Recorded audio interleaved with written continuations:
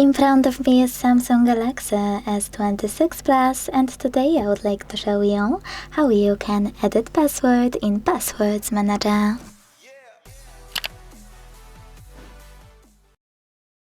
First of all, go into Settings and scroll to click on Google Services over here.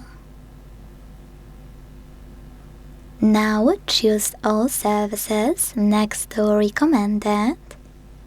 Scroll one last time and hit Autofill with Google. Then if you see this pop-up, choose Continue. Make sure to tap on Google and hit OK. Go back. Choose Google Password Manager and tap on any password you wanna edit. Enter your screen lock. Choose Edit button and change whatever you want to. When you're ready, hit Save at the top right corner.